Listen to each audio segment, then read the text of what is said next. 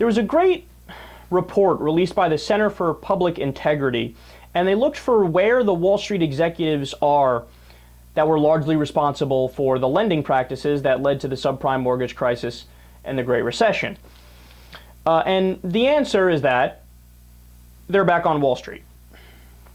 Andy Pollock is one example of one of these guys. He rode the last subprime mortgage wave to the top, where he made a shitload of money, and then he got out as the industry collapsed.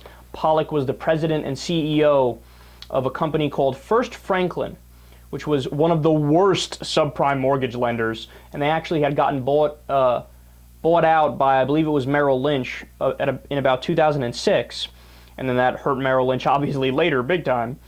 And after First Franklin closed in 2008, oh, there you go, it was in 2008, Pollock remained in his 5-bedroom, $2.4 million home in ritzy Monte Sereno, California, and he led a consulting firm that became a temporary haven for at least 15 former First Franklin employees. By 2013, Pollock was co-CEO of Rushmore Loan Management Services, which is a company that traditionally collected payments on loans and is now starting to originate loans. And the company offers, get this, adjustable rate mortgages and down payments as low as 5%. In other words, they are right back to doing exactly the same shit that got us into this mess in the first place and caused the Great Recession to begin with. These guys don't learn, man. But you know what? It's not even that they don't learn. It's that they don't care. Because let me explain to you how this scam works. What happens is a financial firm will sell all these horrific subprime mortgages, these adjustable rate mortgages. They'll bring in some suckers who don't have the income and shouldn't be getting loans like this. And they'll say, oh, don't worry, you don't need to prove your income. You don't need to show us anything. Sometimes what they used to do, they would have, you could put down a negative amount of money. You know what that means? They give you money to put down. And they wonder how things could have went wrong. So, and then they sell you an adjustable rate mortgage, so the interest rate could start out super low. Oh, look, I'm paying 2%, 3%, and then boom, it would shoot up to 11%, and you're done. You can't pay it. You have to foreclose on the house. You don't have the money, right? Now, they did this, and they knew that these people couldn't pay back these mortgages. But they did it, and then what they would do is turn around, bundle all these different toxic assets, these toxic mortgages into packages, and they would ship them off and sell them to another company.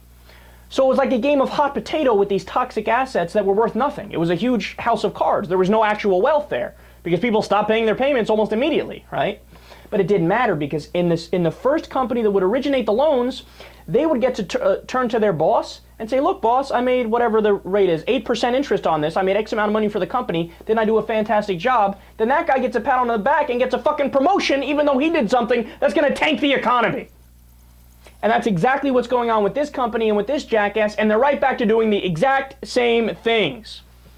Gee, I wonder if the smart thing to do is to bring back Glass-Steagall and bring back other forms of effective and efficient regulation of the marketplace. It's common sense, but of course we're not doing that because our politicians are bought by Wall Street, so they don't actually try to regulate Wall Street. Here's some more people.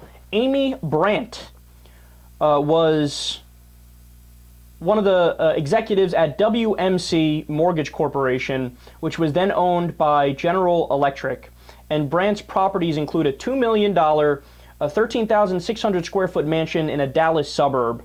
Well, in July, she was named Chief Operating Officer of Prospect Mortgage, which is backed by private equity firm Sterling Partners. And the firm is run by a former executive of IndyMac and American Home Mortgage, and chaired by a former CEO of the government-sponsored mortgage finance giant Fannie Mae. Prospect's mortgage offerings include interest-only loans whose payments can increase sharply after a few years. So again, adjustable rate mortgages we're dealing with here. Again, another person directly involved with the shenanigans. They should be in jail, but they're not. They are doing the exact same thing. Jim Conrath is the founder and former CEO of Accredited Home Lenders, which cratered so quickly when the housing bubble burst that a private equity firm that had agreed to buy it tried to back out of the deal. That's how bad the financial decisions were of this particular company. Today, this guy is now the chairman of LendSure Financial Services. He's still in the business. Scott Van Dellen is the former CEO of the home builder lending division owned by IndyMac, a California bank whose collapse was the nation's costliest. And last December, a jury agreed that he and two other former executives should pay $169 million to federal regulators, finding that they made illegal loans. Well, now you know what they're doing? He has a new company. The dude is a criminal. He was forced to pay up for doing all these illegal practices. He owns a new company, Yale Street Mortgage, still in the same business. It provides loans to real estate investors who want to buy, fix up, and flip single-family homes and small apartment buildings. Now get this, the Center for Public Integrity in 2009 identified the top 25 lenders by subprime loan production from 2005 through 2007.